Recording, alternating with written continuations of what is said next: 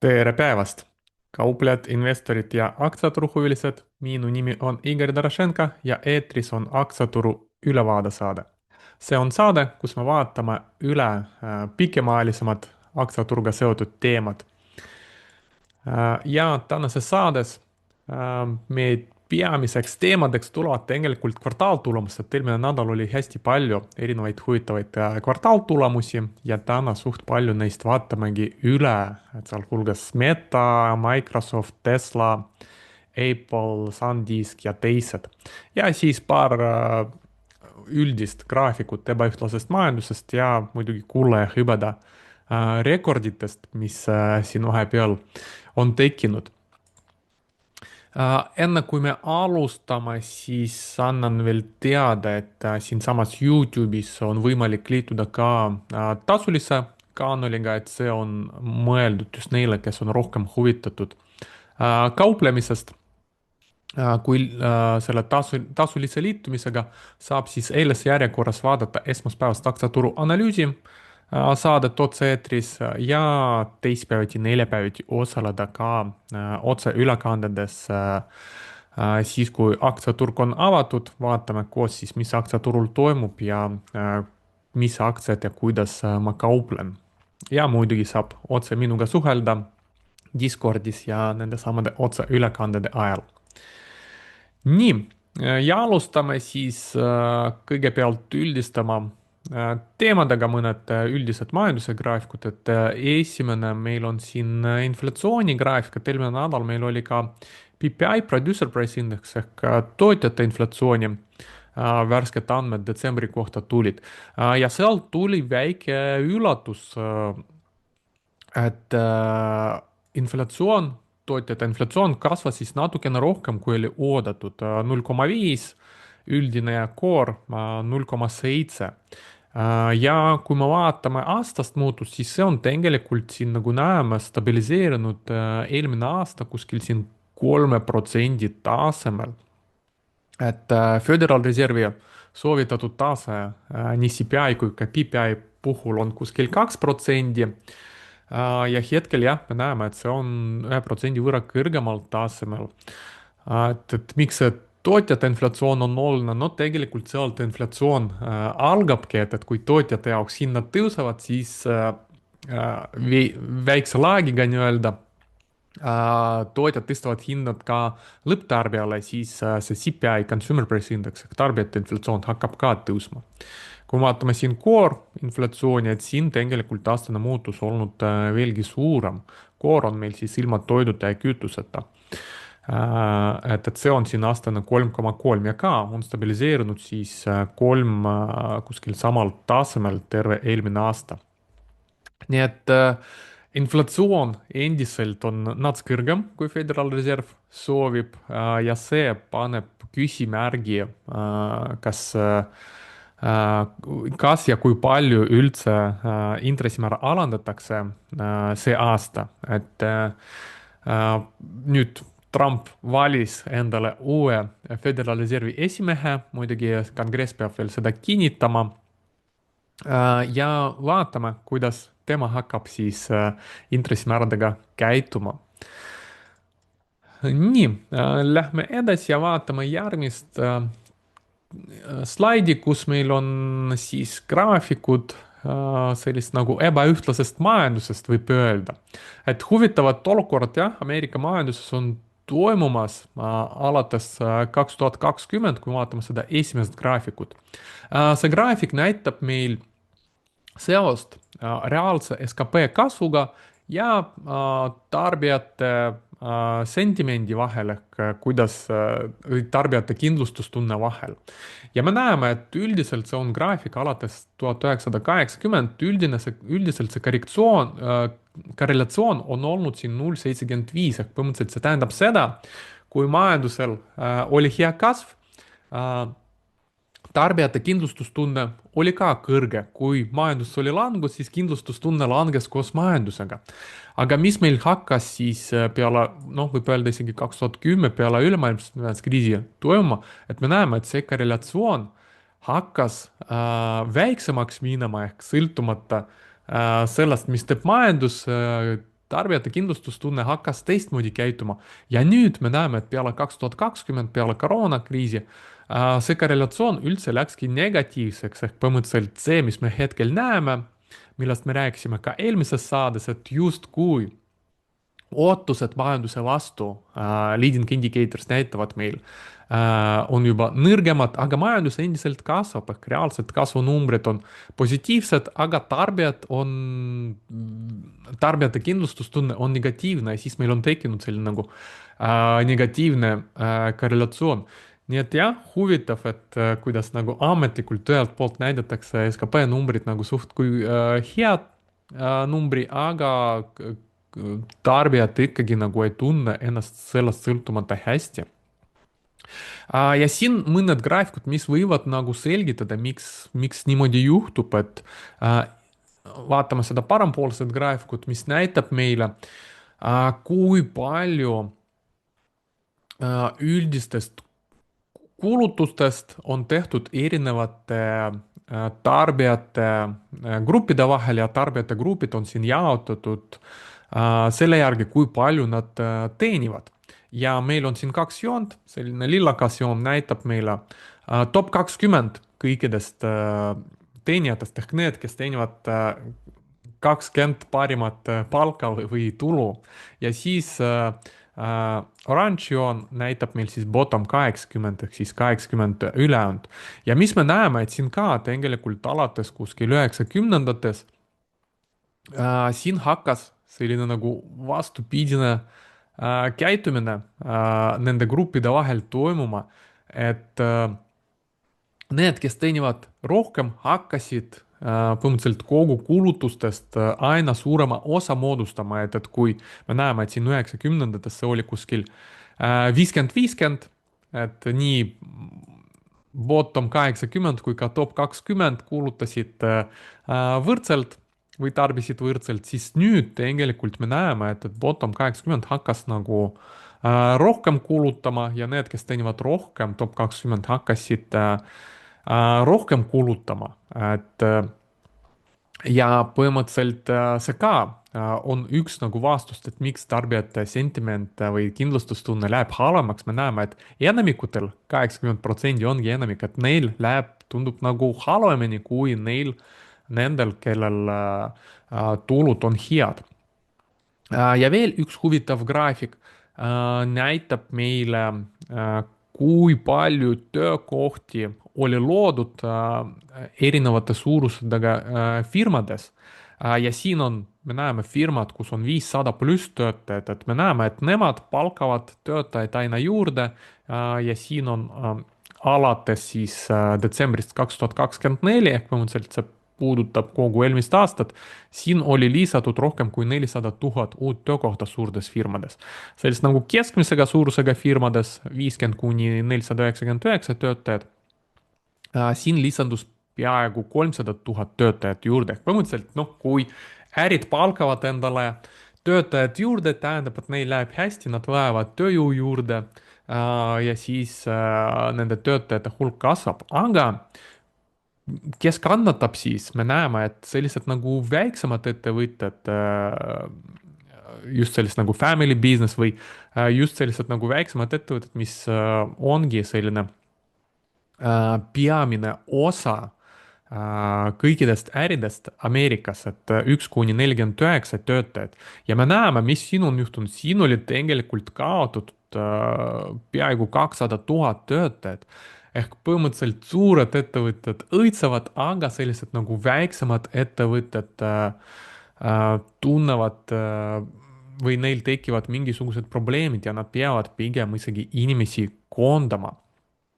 nii et selline nagu ebaühtlus hakkab siis tekkima majanduses, see võib-olla selgitabki seda, et miks üldised numbrid, skp numbrid tunduvad olevat ilusad, aga kui me hakkame sisse vaatama, siis me näeme et tegelikult, et enamikute inimeste jaoks olukord läheb vastupidi nagu halvemaks.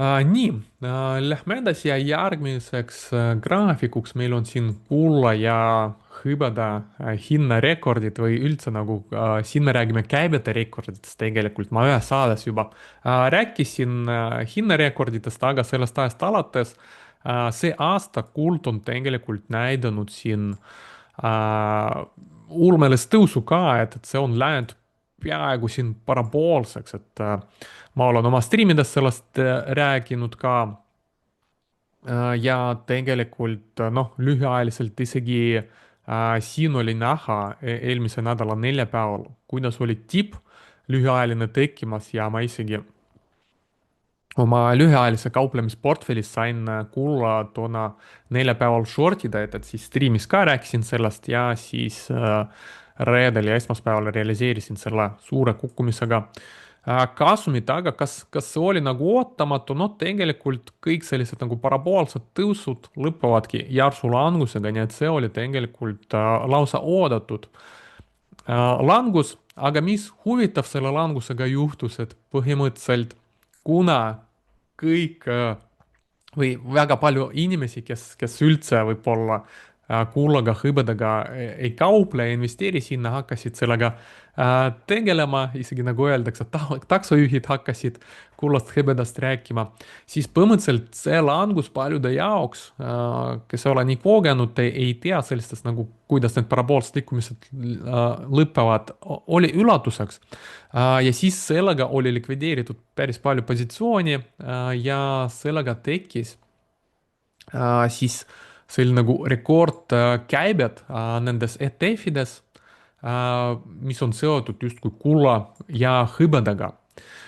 Me näeme, et siis miljardides, siin näidatakse miljardid dollarites, kui palju siis alates 2005 on käibe olnud nendes ETF-ides ja me näeme, et pole kunagi varem nii suurt käibet, kui siin viimaste päevadega on tekkinud, pole kunagi olnud, et siin 30. jaanuar oli absoluutrekord, üle 100 miljardi ühe päevaga kaubeldi, et üldiselt me näeme siin ajaloos kaubeldakse kuskil 10 miljardit, 5 kuni 10 miljardit päevas. See tegelikult, kui me vaatame protsentuaalselt kõikidest ETF-idest, kui palju nädalas kaubeldatakse, siis põhimõtteliselt selle nädalaga kulla ja hõbeda ETF-idega käibe oli siin peaaegu 18% kõikidest ETF-ide käibest ehk põhimõtteliselt viiendik kogu ETF-ide käibest oli seotud just nende ETF-idega, mille taga on kuld ja hõbe. Ja siin, kui vaadata ka peamised sellised nagu kõige likviidsemad instrumendid, millega kaubeldatakse, siin kõige likviidsem on muidugi SPY, see on S&P 500 ETF. Ja siis põhimõtteliselt sel nädalal, eelmisel nädalal hõbe jõudis, hõbeda ETF jõudis teisele kohale ja kuld oli siin ka top 10 sees ja muidu siin on tegelikult noh, kõige need suuremad aktsiad, Magnificent Seven, millega kõige rohkem kaubeldatakse, et siis kuld ja hõbe tulid siis oma käibedega nende aktsiate juurde. Et sellised nagu huvitavad rekordid said püstitatud, et näitab, et kui palju sellist nagu huvi kulla ja hõbeda vastu on siin tekkinud ja noh, muidugi kui taksojuhid ja kõik juba usuvad, et hind jätkab edasist tõusu ja kõik hakkavad sellega kauplema, see on tihti tekib siis, kui mingis lühiajalises perspektiivis tavaliselt varaklassis tekib mingisugune oluline tipp. Nii et ma ise ei arva, et me lähme nüüd sellest 5500 tasemest kõrgemale, võib-olla see aasta, noh, võib-olla sama tasemeni võib põrgata, aga siis ilmselt jääme pikaks ajaks, kas kuskil siin tasemel konsolideerima või teeme veel natukene suurema korrektsiooni. et tundub, et see oli meil selle kulla hinna tõusu ajutine kulminatsioon mõneks ajaks. aga ma tulevikku ei tea, ma võin eksida, ma puhtalt oma kogemuse pealt hetkel siis teen sellise nagu järelduse. Ja siin veel üks huvitav graafik, et ma olen ka juba sellest rääkinud, et tegelikult miks meil kuld üldse hakkas tõusma, et üheks põhjuseks oli see, et keskpangad hakkasid rohkem kulla ostma, et siin me näeme tegelikult graafik, mis näitab meil sellist nagu official demand ehk ametlik nõudlus kulla vastu ja me näeme, et see ongi just nagu sellised nagu keskpangad ja riiklikud asutused, et me näeme, et siin tegelikult viimati positiivne nõudlus oli siin kaheksakümnendates aastast, kaheksakümnendates, et siis, kui ka kuld tegelikult saavutas üsna kõrge tasemeni, et siin meil on äh, inflatsiooniga korrigeeritud kollane joon kulla hind.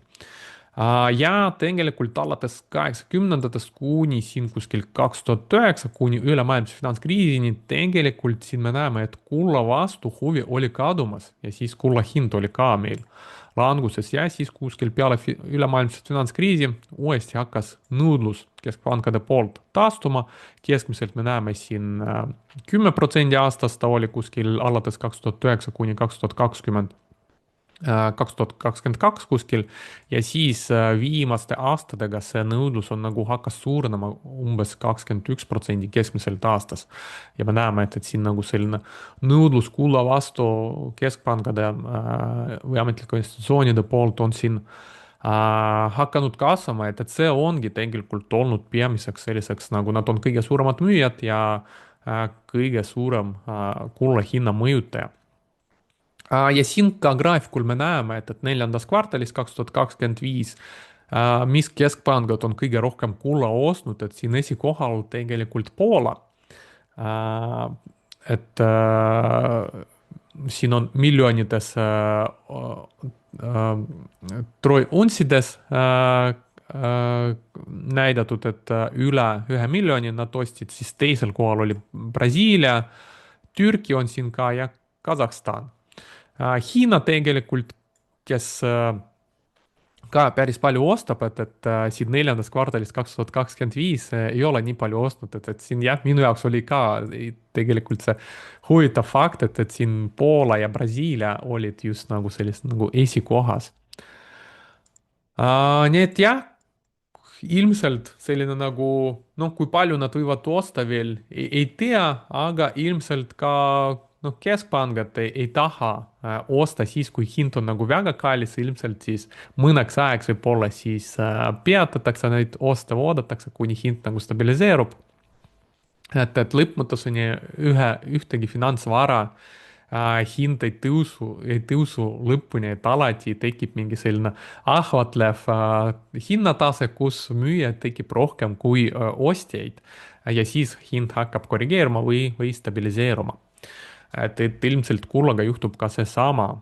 Dollar ka, päris suur narratiiv on see, et kuld tõuseb, sest dollar häveneb, aga tegelikult ükski valuuta ei kao niisama ühe aastaga, eriti selline nagu maailma reservvaluuta nagu dollar. Küll inflatsiooni tõttu ta nagu kaotab oma väärtust, aga mitte nii kiiresti nagu siin võib-olla noh, arvatakse, et just nagu kui ühe aastaga dollar peaks nagu hävinema. et jah, devalvatsioon toimub, kuld sellega arvestab, aga ka me näeme, et siis tegelikult, kui see kollane joon näitab meil siis inflatsiooniga korrigeeritud ja kui ta oleks arvestanud lihtsalt inflatsiooniga, siis ta oleks ju sirgjooneline, aga me näeme, et kord on siis kuld muutub alahinnatuks ja hetkel on rekordiliselt ülehinnatud, isegi arvestades inflatsiooni. nii, see on kõik selliste nagu üldiste graafikutega ja nüüd meie tänane peamine teema, kvartaaltulemust, et neid on täna hästi palju ja hakkamegi neid üle vaatama ja alustama sellisest nagu huvitavast ettevõttest nagu Nextpower. ettevõte, mis toodab sellised nagu kinnitused päikesepaneelide jaoks, liider oma valdkonnas turul. ja Nextpower raporteeris üsna hea kvartaaltulemuse. käibe ja kasum olid parem, kui analüütikud ootasid, kinnitasid uue aktsiate tagasiostuprogrammi 500 miljoni dollari eest. Kasum meil siis tuli $1.10 aktsia kohta ja see oli 16 sendi parem, kui analüütikud ootasid. Ja käibe kasvas siis 909 miljonini ja see oli peaaegu 34% kasv võrreldes eelmise aastaga, et suht tublisti kasvav ettevõte. Kui me vaatame siin hinnagraafikut, päevast graafikut, siis me näeme, et aktsia hind peale kvartaaltulemust reageeris positiivselt, hind tõusis 13% peale kvartaaltulemust ja kui me vaatame, kuidas ettevõttel on läinud siin kvartaalselt, et see kvartal siis rekordkäibe ei olnud, et siin paar kvartalit tagasi oli natukene suurem käibe, aga üldiselt me näeme, et siis kvartaalselt ka on selline nagu kasv käibes olemas, ilusti kasum on olemas ja kuna siin käibe kvartalist kvartalisse kõigub, siis siin, kui me vaatame TTM, kui on TTM on trailing 12 months, kus meil on igas kvartalis summeeritud siis 4 kvartalit kokku, et siis me näeme sellist nagu jooksvat aastatulemust nii-öelda. Et siin me näeme, et siin ilusti ettevõttel käibe kasvab, kasum on kasvanud ja valuatsiooni poolest hetkel P ratio on kuskil 30 kandis ja tulevane 24,86 ja GuruFox valuatsiooni järgi see on tegelikult näitab, et hetkel ettevõte on oluliselt ülehinnatud. No tegelikult ma võib-olla siin vaidleks selle GuruFox valuatsiooniga, arvestades 34% kasvu, siis tegelikult see tulevane P ratio 24 ei tundu sellist nagu üsna kõrgeks. Et võib-olla ta nii palju ülehinnatud ei ole, nagu GuruFox valuatsioon siin hetkel arvestab. Marginaalsus suht hea, gross margin 32 ja need on 16%, me näeme päris palju kasumit nad saavad siis sellest käibest, mis nad teenivad. Ja bilanss on ka üsna korralik neil, et näeme, et neil oli kuni siis eelmise aasta alguseni veel väike võlg, nad maksid selle juba tagasi, et enam võlga üldse ei ole ja bilansil on ainult vaba raha, et siin 900 miljardit oli viimase kvartali seisuga ja nüüd 500 miljonit sellest, või 900 miljonit oli, et 500 miljonit sellest siis nüüd rahast suunatakse aktsiate tagasiostudele, mis peaks siis vähendama aktsiate arvu ja suurendama kasumit aktsia kohta. Et hakkavad nüüd oma teenitud kasumit jaotama aktsionäridele aktsiate tagasiostude kaudu. Järgmine kvartaaltulemus, mis me vaatame, on STX, see on Seagate Technologies, kõvakettade ja erinevate selliste nagu andmekandjate tootja. Seagate raporteeris ka üsna head tulemuse, nii käibe kui ka kasum olid parem kui analüütikud ootasid, käibe oli 28 senti parem kui analüütikud ootasid, $3.11 ja käibe kasvas 21,5% võrreldes eelmise aastaga ja oli 2,83 miljardit. Marginaalsus, gross margin oli 42%, et me näeme, et TTM trailing 12 months gross margin on tegelikult 38%, aga viimases kvartalis oli 42%, et näitab, et nende marginaalsus tegelikult paraneb. Ja siis andsid ka parema prognoosi järgmiseks kvartaliks. Kui me vaatame siin nüüd aktsiahinnagraafikut, et Seagate'i aktsia nagu ka teised mäludega või kõvakettidega seotud aktsiate hinnad on kõvasti kasvanud viimase aastaga ja ka peale kvartaaltulemuste lisaks hind hüppas 19%. Kvartaalselt me näeme, et siis rekordkvartal oli. Viimasel ajal on siin meil käibe kasvanud, kasum hakkas ka järgi kasvama ja TTM trailing 12 months.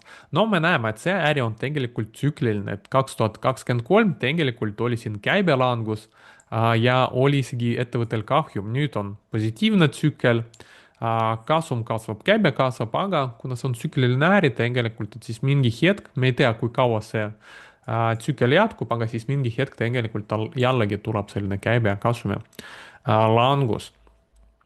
Aga hetkel kõik ilusti siin areneb, gross margin 38 ja viimase kvartaliga oli 42, nagu juba sai mainitud, profit 20, viimases kvartalis ka ilmselt läks juba paremaks. Peer ratio 46, tulevane kasum peaks ka paranema, 22 juba. Jällegi arvestades sellist nagu kasvu, see võib tunduda isegi nagu suht enam-vähem okei, kuigi Guru Foxi evaluatsiooni järgi jällegi me näeme, et Seagate on hetkel oluliselt ülehinnatud, et nad siin rohkem arvestavad ka sellise nagu tsüklisusega selles aktsias, et selle evaluatsiooni sees on nii prognoosid kui ka see, kuidas aktsia minevikus oli hinnastatud. Ettevõte, mis nad teevad selle kasumiga, nad maksavad dividendi, mis muidugi läinud on siin üle väikseks hinnatõusuga dividendi tootlus, siin läks väiksemaks 0,7%. Ja siis tegelikult, kui vaadata bilanssi, ettevõttel on suht palju võlga, siin vahepeal oli peaaegu 6 miljardit, nüüd nad hakkasid võlga vähendama oma kasumiga. Me näeme, et cash siin väga palju ei kasva ja mis on veel huvitav, et nad hakkasid siin aktsiaid lahjendama, oleks võinud arvata, et kui firmal hästi läheb, siis nad vastupidi, siis hakkavad rohkem dividendi maksma, hakkavad rohkem aktsiaid tagasi ostma, aga me näeme, et siin viimastes kvartalites nad hakkasid rohkem aktsiaid isegi lahjendama, et tundub, et nad siin kasutavad ära ka sellist nagu kõrget aktsia hinda, et rohkem aktsiaid müüa ja sellega siis oma võla ära tasuda.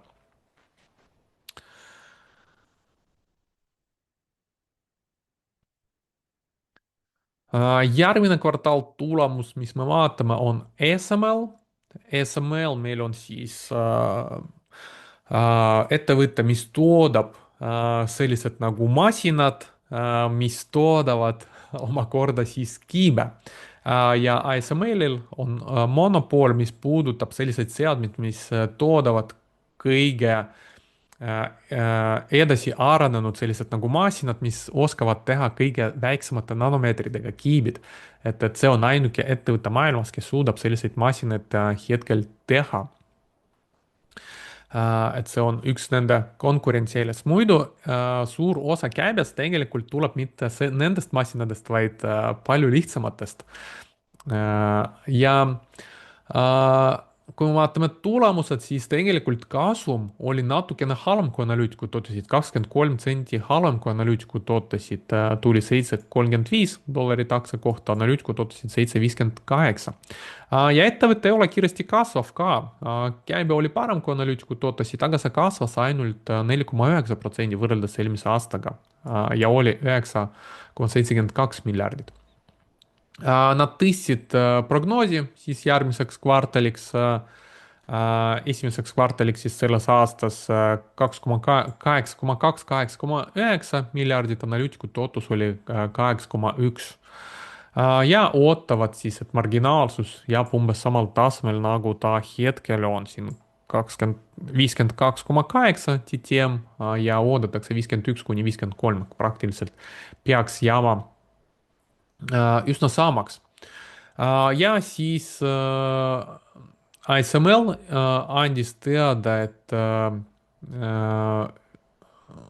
nad lisavad, nad nagunii ostavad aktsiaid juurde ja siis uue sellist nagu aktsiate tagasiostuprogrammi ka algatasid, mis peaks kehtima kuni siis 2028.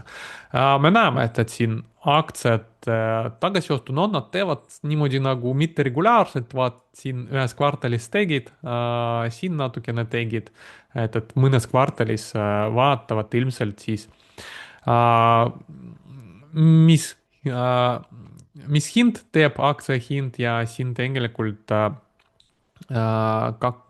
eelmise aasta suvel nad ostsid, siis aktsia hind oli ka tegelikult siin madalamal tasemel, et siis toetasid just aktsia hinna, kui ta oli langenud. Aktsia hind reageeris kõigepealt tõusuga, aga siis päeva lõpupoole tegelikult hakkas langema ja langes päeva lõpupoole peale kvartaltulemust 2% isegi. Kvartaalselt me näeme siin rekordkvartal. Niimoodi vaadates, et käibe on siin suht kõikuv kvartalist kvartalis, et need masinad ei osteta regulaarselt, et need on üsna kallid, palju miljoneid maksavad need masinad. Ja kasum on siin ka veidi kõikuv, aga ka kasvutrendis. Ja viimase kvartaliga siis neil finantsaasta ka lõppes ja siin me saame vaadata ka, kuidas aastaselt ASML-i äri arenes alates 2014. me näeme, kui tublisti neil on käibe kasvanud, kusjuures on huvitav, 2023 ja 2024 käibe jäi samal tasemel. Ja siis eelmine aasta tegelikult käibe uuesti hakkas kasvama ja siis kasum ka kasvab. Marginaalsus üsna hea, 52 gross, 30% on net margin. Ja peer ratio hetkel, noh, võib öelda üsna kõrge, 51, arvestades, et käibe kasvab ainult 5% aastas ja tulevane on 32. Et noh, selle nagu kõrgem valuatsioon, ühe selle põhjuseks ongi see, et seesama nagu monopol, mis ASML-il on olemas, et kuna see on selline nagu ainuke ettevõte, siis tema äri nii-öelda midagi hetkel ei ohusta ja seetõttu ta on natukene kallim. Jah, nagu me teame, et siis hetkel nõudlus erinevate kibide järgi on suur ja see ka toetab sellist nagu kõrgemat valuatsiooni ASML-i aktsias. muidu vaadates Guru-Foxi valuatsiooni, hetkel on oluliselt ülehinnatud ja kui ta viimati oli meil siin 2022, 2024 nii ülehinnatud, siis järgnes korrektsioon ja aktsia on muutunud allahinnatuks, kus oli tekkimas selline hea ostukoht, nii et kas siin võiks midagi sarnast tekkida, no vaadates ajalugu tundub jah, et siis ta võib küll mõnda aega olla ülehinnatud ja siis mingi hetk aktsia võib siin korrigeeruda ja siis võib tekkida hea ostukoht jällegi selles aktsias. Veel mõned huvitavad graafikud ASML-i kohta, et kuigi me nägime, et kasumit nad teenivad justkui regulaarselt, aga see on selline nagu raamatupidamislik kasum, kui me vaatame siin rahavoogude aruannet, siis me näeme, et neil tegelikult raha tuleb kuidagi niimoodi mitte ebastabiilselt, et siin just nagu viimases kvartalis enamik raha jõuab nagu nende kontole. Ja siis siin bilansist ongi näha, et siis kui raha laekumine tuleb, siis vaba raha bilansil suureneb, siis hakatakse seda nii-öelda dividendina välja maksma, aktsiate tagasiostud tegema, lihtsalt operatsioonilist tegevust toetama ja siis äh, tuleb uus raha juurde, siis bilansis uuesti, siis tekib väga palju vaba raha. Üldiselt bilanss on nagu üsna hea. Mis on veel huvitav, et ASML-i suurim regioon on tegelikult Hiina. Me näeme siin must tulp, et praktiliselt igas kvartalis Hiina on kõige suurem turg regiooniti ASML-i jaoks. Teised on siin üsna kõikuvad. Siin võib olla välja tuua Lõuna-Korea ka suht tugev turg, aga jah, Hiina on endiselt nagu esikohal. Marginaalid on ajalooga tegelikult kasvanud, alates 2017 me näeme nii gross kui ka operatsiooniline kui ka need on kasvanud. Ja dividendi tootlus hetkel on noh, üsna madalaks juba läinud 0,5% ja see on ka seotud sellega, et aktsia hind on väga palju rallinud, et kui aktsia hind oli languses, siis tegelikult siin dividendi tootlus oli natuke parem, umbes 1,5%. Nii, järgmine kvartaal tulemus meil on Meta. Meta raporteeris üsna hea kvartaaltulemuse, kasum, käive olid parem kui analüütikud ootasid, kasum aktsia kohta oli $8.88, 67 parem kui analüütikud ootasid ja käibe kasvas ka üsna korralikult, peaaegu 24% võrreldes eelmise aastaga. Siis nad tõstsid ka prognoosi järgmiseks kvartaliks käibeksu oodatakse nüüd 53,5 kuni 56,5 miljardit, analüütikute ootus oli 51,4 miljardit, et palju paremat käibet oodatakse. Ja kui peale viimast kvartaali tulemust aktsiahind meil reageeris suure langusega ja üheks murekohaks oli CapEx ehk suurenevad sellised nagu kapitalikulud, siis kapitalikulud läksid veelgi suuremaks, aga seekord aktsiahind reageeris vastupidiselt tõusuga +10% ja siis võrreldes selle eelmise kvartaali tulemusega tegelikult aktsiahind jäi samal tasemel, et kaks kvartaali tulemust vahepeal ja aktsiahind samas kohas.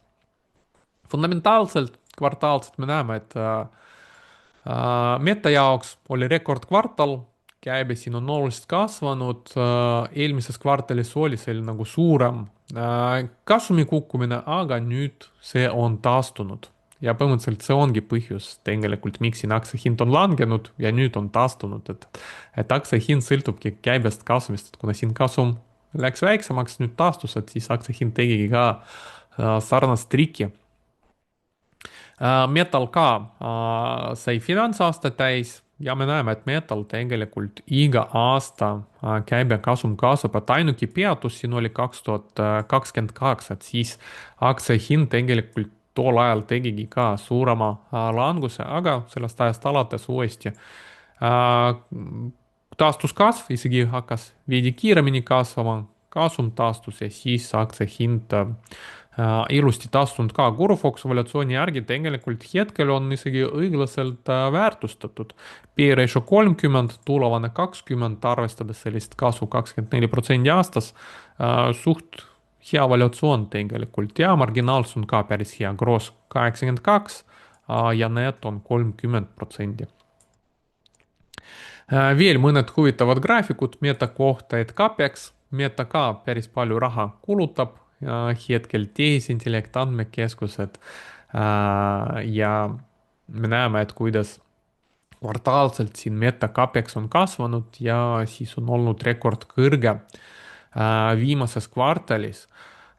Siin me näeme alumisel graafikul, kuidas tegelikult see CapEx mõjutab vaba rahavoogu, et siis 2024 CapEx oli 37 miljardit, vaba rahavoog 54, siis eelmine aasta siis CapEx oli juba peaaegu 70 miljardit, vaba rahavoog 46 ja järgmiseks aastaks tegelikult CapExi suurendatakse veelgi ja siis vabaks rahavooks jääb ainult 2 miljardit. Et siis ei ole raha, mida investoritele jagada, et kõik finantseeritakse siis, et toetada tuleviku arengut, tuleviku kasvu ja me näeme, et siis kaks viimast kvartalit tegelikult siin aktsiate tagasiostud on juba peatunud, isegi natukene lahjendasid aktsiat enne, siis kõige rohkem osteti 2023, kui oli aktsia madalamal tasemel, siis vahepeal siin olid ka mõned tagasiostud, aga jah, kaks viimast kvartalit enam aktsiad tagasi ei ostnud ja kui vaatame bilanssi, siis tegelikult Meta võttis ka võlga juurde, et me näeme võrreldes eelmise kvartaliga suurenes võlg, sellega nad said ka raha juurde, ehk kui nii raha kui ka võlg suureneb, siis on selge, et see raha tuleb just sellest võlast. Et see ka siis põhimõtteliselt tõstavad seda raha, et finantseerida oma CapExit. Nii, järgmine kvartaal tulemus meil on Microsoft. Microsoft ka raporteeris tulemuse, mis oli parem kui analüütikud ootasid, nii käibe kui ka kasum. Azure, Microsofti pilveteenus kasvas 38% võrreldes eelmise aastaga.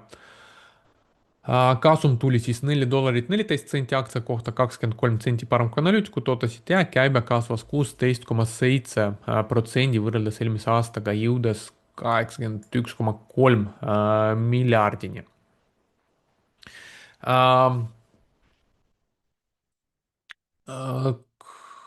Kui me vaatame siin kvartaalselt, siis me näeme, et Microsoftil praktiliselt iga kvartal käibe kasvab, kasum kasvab Microsoftil finantsaasta lõppenud selle kvartaliga, siin me saame vaadata TTM trailing 12 months kvartaalselt, siis me näeme ka ilus kasv käibes kasumis. Valuatsiooni poolest piirišu 26, tulevane 22, tegelikult guru fookuse valuatsiooni mudeli järgi hetkel Microsoft isegi veidi allahinnatud. Aktsia hind peale kvartaal tulemus reageeris ka negatiivselt, kukkus -10%, siin järgnevatel päevadel ka natukene veel langes.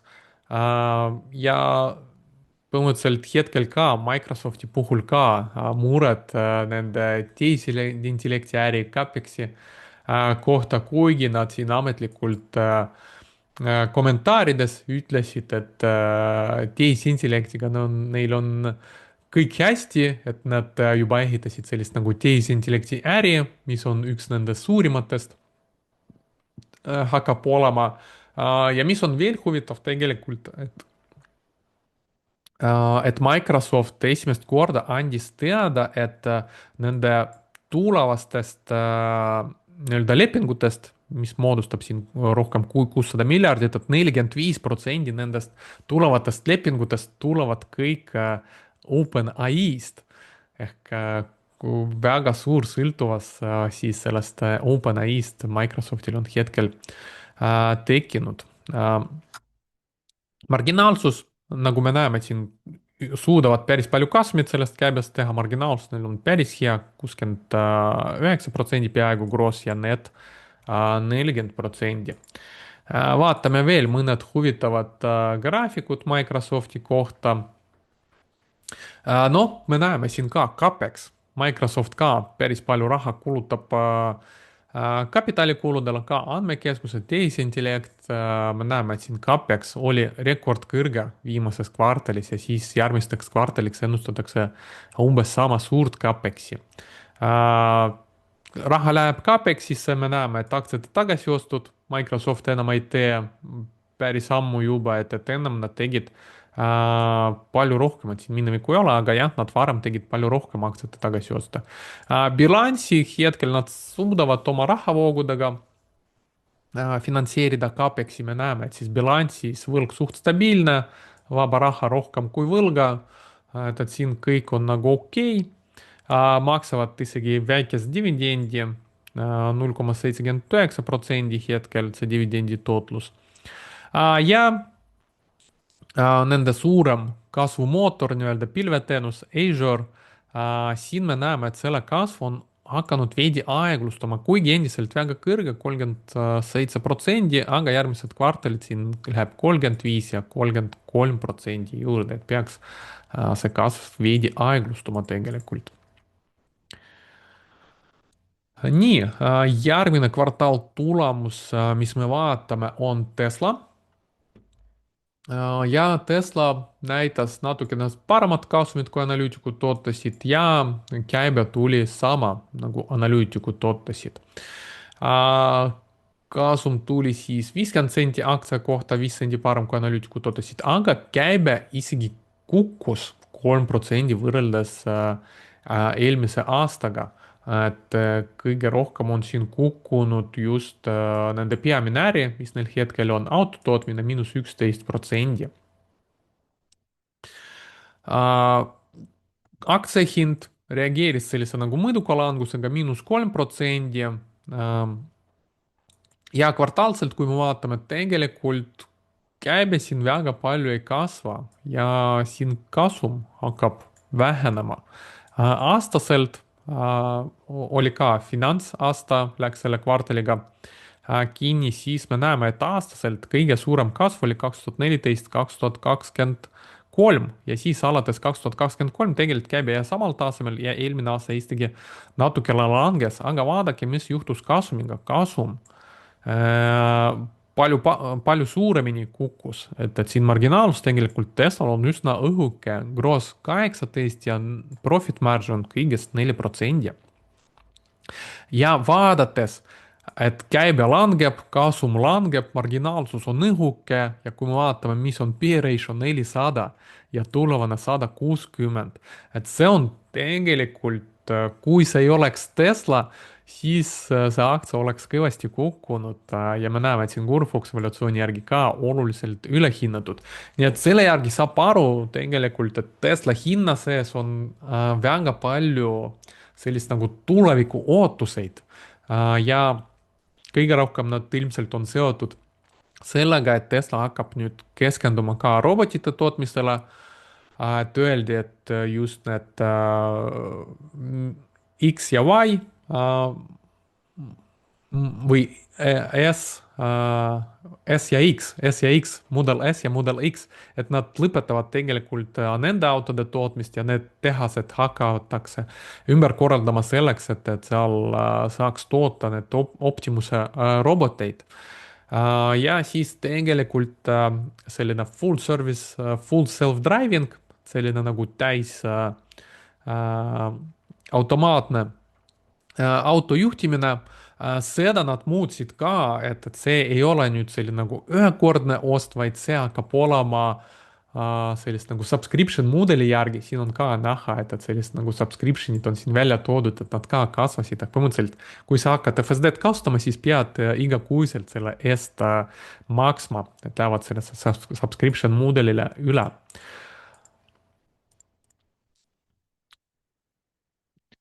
Et mis siin veel huvitavad, et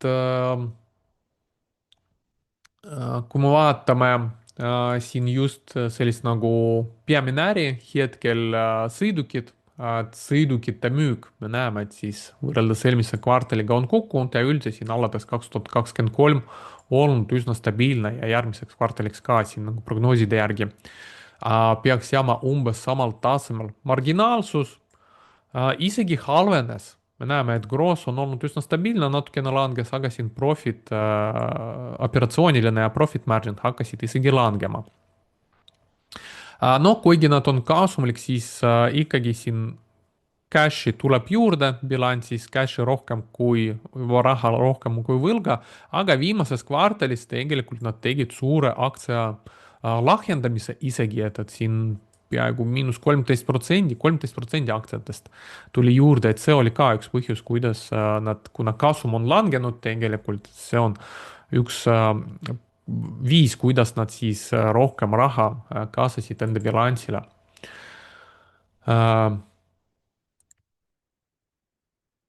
Ja siis, mis veel siin lubati, et noh, hakatakse siin Tesla Semi, CyberCab, Megapack 3, nad on siis seotud sellise energiasalvestisega, et lubatakse, et siis need hakkavad 2022 toimima ja siis hakataksegi just need Optimuse robotid, esimesed tootmisliinid hakatakse juba ka installima.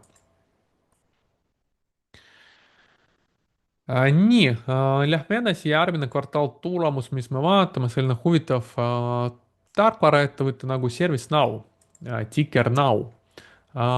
Siin tulid ka üsna head tulemused, käibekasum olid parem kui analüütikud ootasid, kasum oli 4 senti parem kui analüütikud ootasid, 92 senti aktsia kohta ja käibe kasvas ka ilusti, peaaegu 21% võrreldes eelmise aastaga ja tuli 3,57 miljardit dollarit.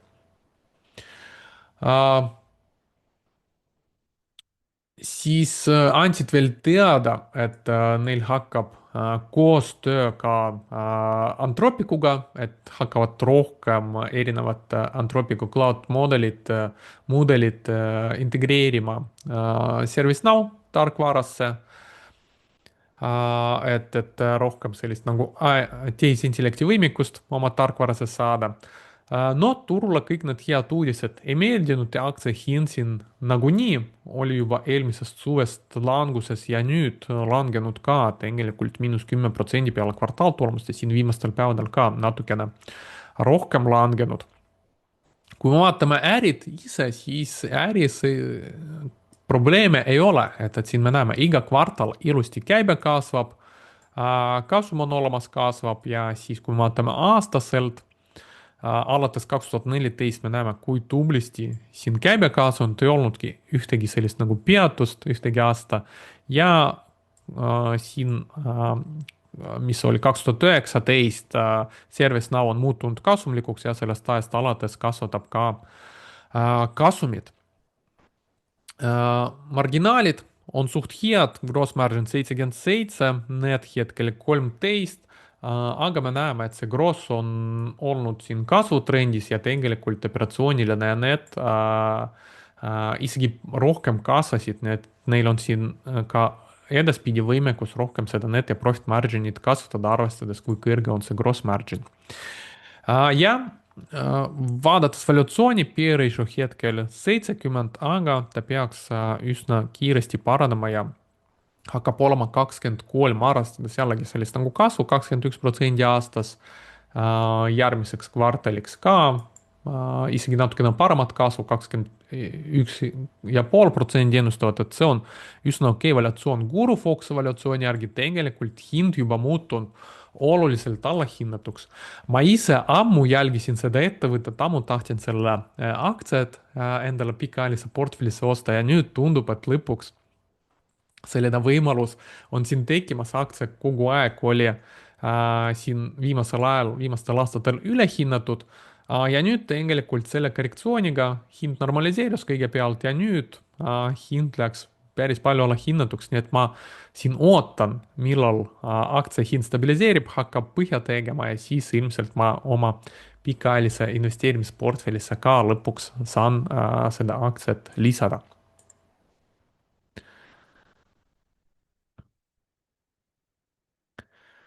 Järgmine kvartal tulemus, mis me vaatame, on meil Apple.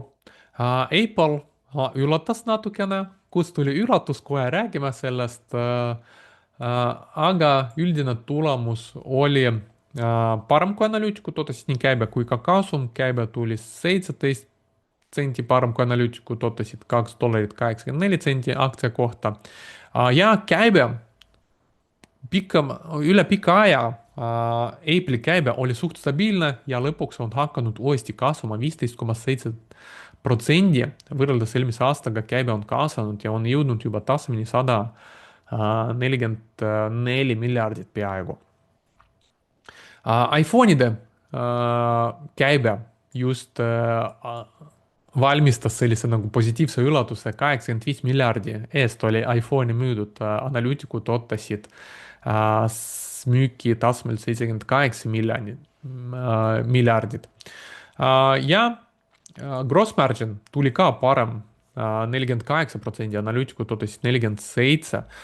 No kas edaspidi see marginaalsus säilib või ta läheb halvemaks, et arvestades sellist nagu mälude hinna kasvu, mälu on oluline komponent iPhone'ides, et kui nad suudavad, kuna iPhone on ikkagi selline nagu premiaalne toode, kui nad suudavad selle hinna tõsta, siis võivad ka oma marginaalsust säilitada. Mul juhul, kui hind jääb samaks, aga komponentide hinnad lähevad suuremaks, siis võib ka marginaalsus või keskpikaajalises perspektiivis natukene kannatada.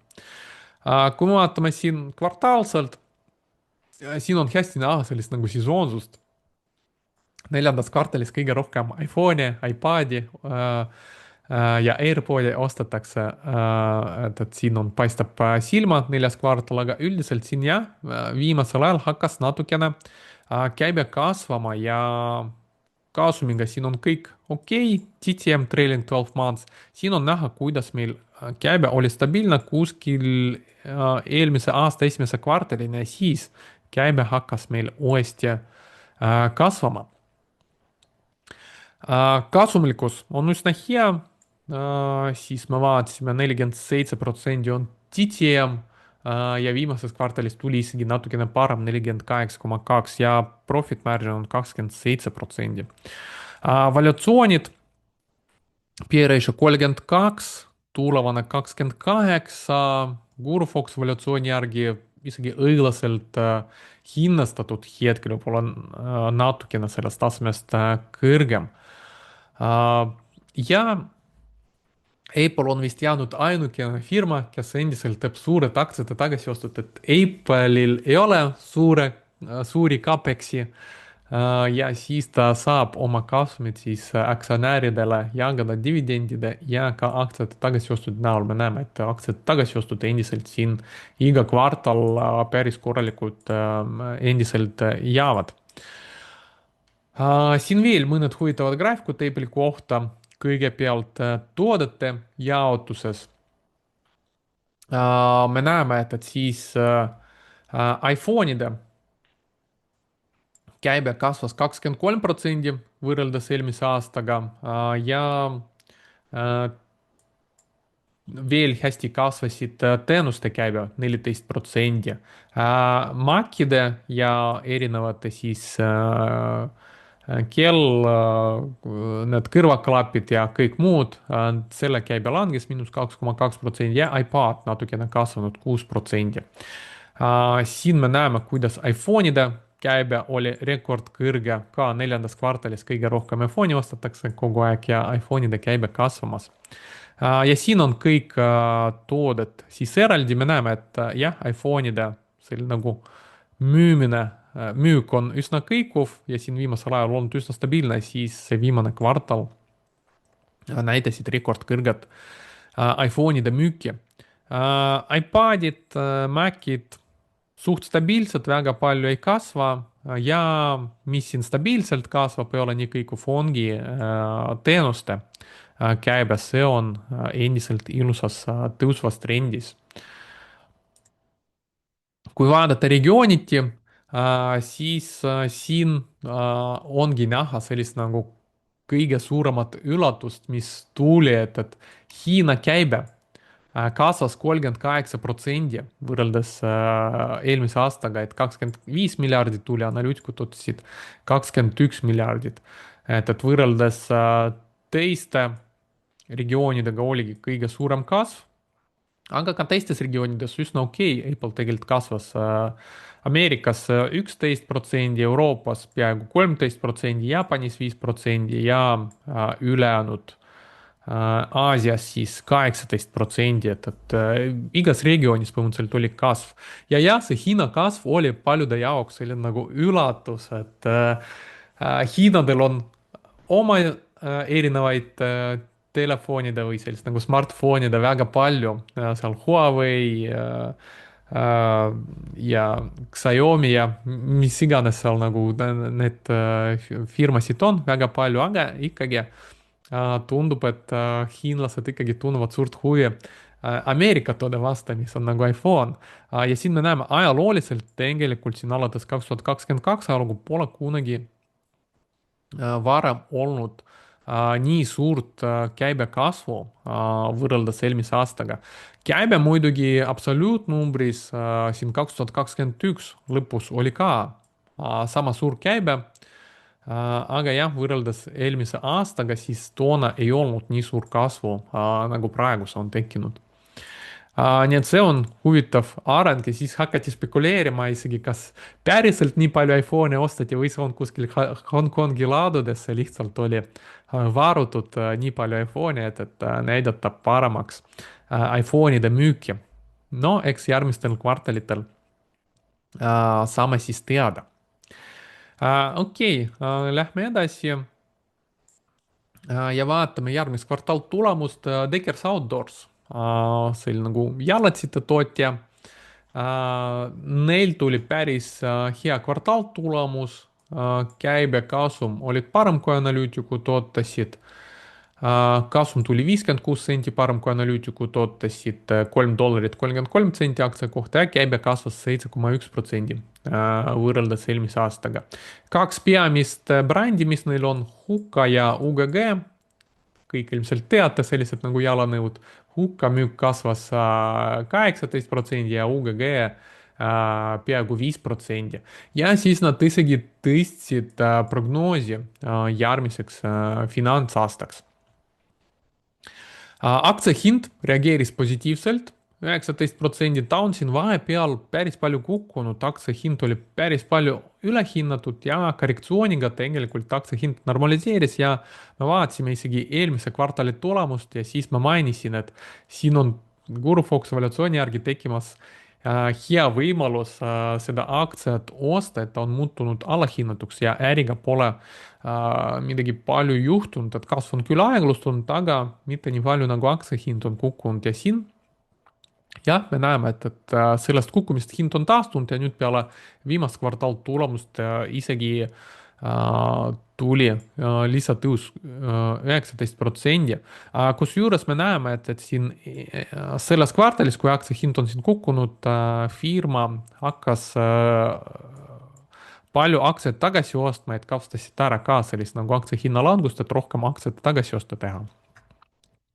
Kui me vaatame finantsnäitajat, me näeme, et jalatside müük on ka selline nagu sesoonne äri, kolmandas-neljandas kvartalis kõige rohkem ostetakse, esimeses-teises kvartalis tuleb selline nagu müügilangus, aga üldiselt hästi selline nagu kasumlik äri, selle puhul ongi kõige parem vaadata TTM, kui on sesoonne, siis näeb, kuidas siis nii-öelda nagu aastaselt läheb ja siit me näeme tegelikult, et käibe on kasvamas, aga siin viimastel kvartalitel on see kasv aeglustumas, ei kasva enam nii kiiresti. ja käibe on ilusti olemas, marginaalsus gross 57 ja profit on 19 ja valuatsioonid P-ratio 16,9 praegu ja turv on 16,3.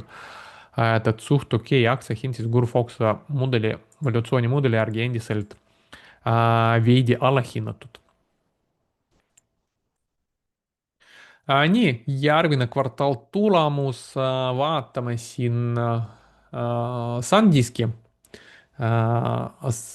tulemust, et SanDisk, mälude tootja, hiljuti tuli uuesti börsile, et vahepeal ta oli börsil, siis seda osteti välja börsilt ja nüüd tuli börsile tagasi ja tundub, et väga õigel hetkel tuli, et siis peale börsi tulekut tegelikult aktsia hind siin eelmisest suvest hakkas jõudsalt kasvama koos mälude hindadega.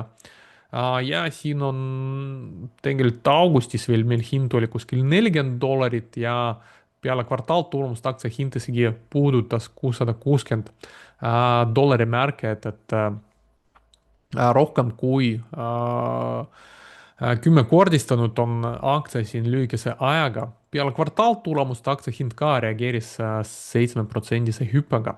Tulemused olid parem, kui analüütikud ootasid, et kasum tuli $6.20 aktsia kohta, see oli isegi $2.58 parem, kui analüütikud ootasid. Analüütikud ootasid $3.60 ja käibe kasvas 61% võrreldes eelmise aastaga, tuli natuke rohkem kui 3 miljardit, analüütikud ootasid 2,7, et palju paremad tulemused tulid, kui analüütikud ootasid. ja gross margin kasvas nüüd 51%-ni, me näeme, et TTM trailing 12 months gross margin oli 34%, nii et marginaalsus hetkel just tänu selle mälu hinna tõusule ilusti kasvab. Ja päris palju mälu läheb neil siis andmekeskustesse, et 64% just see andmekeskustele suunatud äri kasvas ja tõstsid prognoosi ka järgmiseks kvartaliks. Kusjuures siin kasumit oodatakse 12-14 dollarit aktsia kohta ja analüütikud ootasid ainult $5 aktsia kohta, kui palju nad tõstsid prognoosi. ja käibet nad ootavad nüüd 4,4-4,8 miljardit ja analüütikud ootasid 3 miljardit. et see on põhjus, miks aktsia hind on nii palju rallinud, nad nii tugevasti ületasid ootusi ja prognoosi andsid ka palju tugevama. Siin me näeme kvartaalselt, tegelikult kui siin vaadata kvartaalselt, siin me näeme 2015-2016, et see on tegelikult see aeg, millal aktsia oli ennem börsil, siis seda osteti börsilt välja ja nüüd 2024 ta tuli börsil või tegelikult siin ta 2025 vist tegi uuesti IPO-d, nad lihtsalt, kui teevad IPO-d, siis nad annavad sellised nagu eelmise aasta finantsid ka avalikuks teevad. et me näeme, et tegelikult kuni eelmise aasta teise kvartalini käibe olnud suht stabiilne ja alles 2 viimast kvartalit käibe lõpuks hakkaks kasvama ja siin ilmus kasum. TTM ka oli suht stabiilne, siis viimaste kvartaliga hakkas kasvama ja TTM arvestuses tegelikult firma on endiselt kahjumlik, et siin üks kvartal oli suurem neil kahjum. kuna TTM hetkel on negatiivne, siis P ratio't ei ole, aga tulevane P ratio on 8, mis ka ei tundu olevat üsna nagu kõrge. Et seega arvestades sellist nagu suurt aktsia hinna tõusu, tegelikult tal võib olla veel tõusupotentsiaali ja marginaalsus, jah, oli 34% TTM ja viimase kvartaliga on juba jõudnud 51%-ni. Kuna ta alles tegi IPO-d värskelt, siis siin Guru Fox evaluatsioonimudelit ei ole ja ma võtsin välja lihtsalt analüütikute soovitused, ootused, et tegelikult siin 22 analüütikut katab seda aktsiat ja enamik, 15 neist ootab või soovitab siis aktsiat osta, buy or outperform, see on põhimõtteliselt siis ostussoovitus ja ainult 7 soovitab lihtsalt hoida. Nii et selle aktsia suhtes endiselt positiivne väljavaade on olemas. Nii, järgmine kvartaal tulemus meil on Mastercard, selline nagu rahalehmaäri. Mastercard raporteeris kasumi, mis oli 51 sendi parem kui analüütikud ootasid, $4 76 senti aktsia kohta ja käibe vastas analüütikute ootustele 8,8 miljardit oli. Ja suht hea kasv, 17,5% võrreldes eelmise aastaga. Aktsia hind eelmisest suvest on suht külgsuunas kaubelnud, peale kvartaaltulemust natukene tõusis 4%. Tulemused kvartaalselt me näeme ilusti, Mastercard kasvatab ka käibed, väga palju sellest käibest nad teevad puhaskasumiks, marginaalsus 92% gross ja 45% net, et see näitabki sellist nagu kuldset rahalehma staatust sellel äril. Ja aastaselt, siis alates 2014 me näeme, et Mastercard iga aasta suudab käibet kasvatada, et siin ainuke peatus meil oli siin koroona aastal, natukene käibe vähenes. Aga siis sellest ajast alates käibe kasum jätkasid edasist tõusu. Et Mastercard, ei tea, miks ma kogu aeg tahan öelda Microsoft, aga jah, see on Mastercard, et jagab siis raha aktsionäridele dividendide näol ja teeb ka iga kvartal aktsiate tagasiostu. Praktiliselt 2% aktsiatest iga kvartal ostetakse välja siin viimasel ajal ja aktsiate arv kogu aeg väheneb. Guru Fox evaluatsiooni järgi või üldise evaluatsiooni järgi P ratio 32, tulevane 24 ja Guru Fox evaluatsiooni järgi tegelikult, kui vaadata sellist ajaloolist graafikut, Mastercard kunagi ei muutu väga palju alahinnatuks või ülehinnatuks, ta suht ilusti kaupleb siin oma õiglase evaluatsiooni juures alates 2022. 2021, kui paljud aktsiad läksid ülehinnatuks, siis Mastercard oli ka rohkem ülehinnatud, aga siis ta põhimõtteliselt paar aastat oli selline nagu külgsuunas kauplemine, siis jätkas uuesti tõus.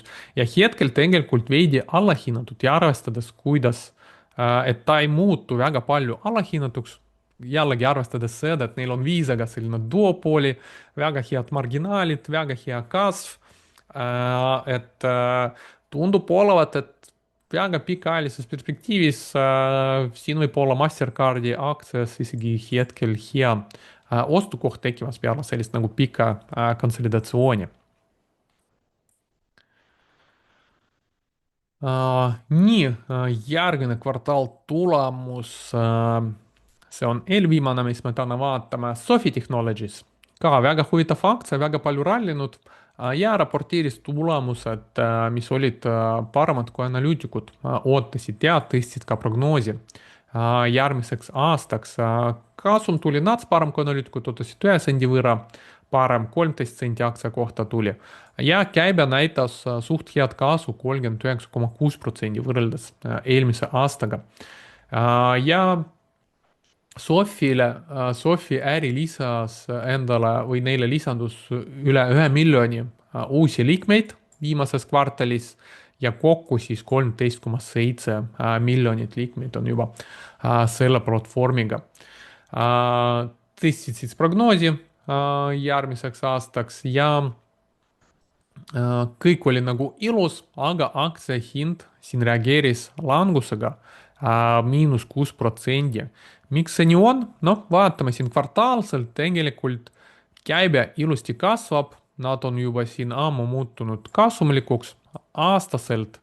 Me näeme siis ka, käibe ilusti kasvab, eelmine aasta siis kasum juba tekkis, see aasta kasum jäi umbes samal tasemel, marginaalsus on hea, 63% gross, 10% net, aga põhjus, miks aktsia hind reageeris negatiivselt, võib-olla ongi selles, et valuatsioon ongi juba muutunud liiga kõrgeks, sest P-ratio 60, tulevane 28, kuigi kasv on kiire, siis vaadates seda Guru-Fox evolutsioonimudeli, et aktsia hind on jooksnud natukene siis ette oma evolutsioonist selle mudeli järgi, et oluliselt ülehinnatud, nii et ta võib siin natukene veel korrektsiooni teha tegelikult. Ja siin huvitav ka see, et tegelikult see kasum, mis nad teenivad, et see ei ole nii-öelda nagu reaalne kasum, et see on pigem raamatupidamislik, kui vaadata rahavoogude aruannet, tegelikult seal free cash flow'd neil ei ole. Ja siis, kust nad raha võtavad, tegelikult me näeme, et nad lahendavad aktsiat, et siin eelviimases kvartalis 8%, viimases kvartalis kuskil 5%, et kasutavad ära ka sellist nagu kõrget aktsiahinda, et rohkem aktsiaid siis investoritele müüa. Me näeme, et siin aktsiate arv kasvab, sellega siis tekib siin vaba raha juurde, maksavad natukene võla tagasi. Ja põhimõtteliselt see ka võib survestada seda aktsia hinna tegelikult, kuna olemas üks selline suur müüja turul firma enda näol. nii, ja viimane kvartal, vaatame meie põhjanaabri, ühe tuntuma firma tulemusi, et ühes videokommentaaris oli küsimus Nokia kohta, et Nokia on seal avalikustanud, et nad hakkavad tegema koostööd ka Nvidiaga, Nvidia investeerib Nokiasse ja nad koos hakkavad arendama seal erinevat võrguseadmed, mis on vaja tehisintellekti jaoks ja muud tehnoloogiad, millega Nvidia tegeleb või Nokia tegeleb. Siin oligi selline nagu suurem aktsia hinnatõus, see oli siis meil siin oktoobri lõpus see uudis, siis aktsia hind järsult on tõusnud, aga peale seda hind on korrigeerunud ja jäänud siin külgsuunas kauplema ja peale kvartaaltulemust tegelikult aktsia hind langes ka 8%. tulemused ise, käibe tuli nats parem, kui analüütikud ootasid, kasum tuli parem, kui analüütikud ootasid. Ja kui me vaatame siin kvartaalselt, noh, tegelikult siin on ka väikesel nagu tsüklilisuses olemas, et neljandas kvartalis natukene parem käibe tuleb ja siis viimasel ajal käibed tõepoolest hakkas natukene kasvama, aga me näeme, et siin kasumid suht vähe, mõned kvartalid on kahjumlikud, kuigi jällegi viimases kvartalis suht hea juba kasum tekkinud. Aastaselt noh, me näeme, et Nokia ei ole kasvav äri, vastupidi, et neil on siin viimastel aastatel tegelikult käibe on langenud, viimase aastaga natukene kasvanud. Kasum siin on üsna väike tegelikult, marginaalsus gross 42, aga net on 3,26% kõigest. Valuatsioon P-ratio 49, tulevane 15, aga Guru-Fox evolutsiooni järgi tegelikult oluliselt ülehinnatud, et jah, nad Nvidiaga alustasid koostööd, aga see, nagu me näeme, ei tähenda automaatselt, et äris kohe tekivad käibed ja kasumid suured, et võib-olla see on selline pikaajaline koostöö, võib-olla kunagi hiljem hakkab siit midagi välja tulema, aga hetkel me näeme, et käibed tegelikult noh, hetkel on umbes samal tasemel, nagu ta oli 2 aastat tagasi, madalam, kui oli isegi 2016, 2020 või 2022 isegi, väga õhuke marginaalsus ja siin tegelikult on näha ka, et nad müüsidki seda 3% osalust Nvidiale ja see oli tehtud läbi selle, et oli siis uued aktsiad väljastatud, et 3% uutest aktsiatest on tekkinud. Siis mis nad kasumiga teevad, maksavad siin dividendi tootlus Nokial hetkel 2,44%. ehk jah, selline siis Nokial äri hetkel, et kunagi teenisid väga palju mobiiltelefonidest, aga hetkel ja siis seda äri enam üldse ei ole ja suurem osa ärist neil on erinevad siis võrguseadmeid, võrguga seotud äri, seal on nii tarkvara kui ka riistvara. Ja selles osas nad siis edaspidi teevad koostööd Nvidiaga ja võib-olla kunagi tulevikus näeme selle koostöö vilju, aga hetkel jah, võib-olla aktsia hind isegi jääbki siin külgsuunas konsolideerima, võib-olla vaadates Gurfox valuatsiooni võib ka natukene madalamale siia $5 juurde kukkuda, kui fundamentaalid ei hakka lähiajal paranema. Okei, see on siis kõik minu poolt, kvartaaltulemuste poolt, et kui tahate järgmisel nädalal samad saadet, et meil jällegi see nädal päris palju huvitavaid kvartaaltulemusi, siin on Google, Amazon, AMD, PayPal raporteerivad see nädal, et kui tahate järgmisel nädalal samad saadet, ärge unustage like'i panna, võite kommentaarides ka kirjutada, mis aktsiad teid huvitavad, et ma lisaks neid ka siis järgmisesse või siis ülejärgmisesse saadesse. Ja siin lõpuks veel väike reklaamteadaanne, et juba järgmisel nädalal, esmaspäevast kolmapäevani, 16-18 veebruar, toimub siis selle aasta esimene aktsiakauplemise meistriklass koolitus, mis me teeme koostöös Äripäeva Akadeemiaga. Et see on selline põhjalik kauplemise koolitus, mis ma teen, siis see aasta me teeme 2 korda ainult. Ja see on koolitus, kus ma räägin sellest, kuidas üles ehitada pikas perspektiivis kasumlikku kauplemissüsteemi, mis protsessid peaks seal olema ja näitan kõik muidugi enda süsteemi ja protsesside näitel. Nii et kui teil on huvitav, tahate oma kauplemist arendada, vaadata, kuidas üks kogenud kaupleja tegutseb turul, siis tere tulemast koolitusele, lingi ma jätan selle video all. Ja soovin teile kõige head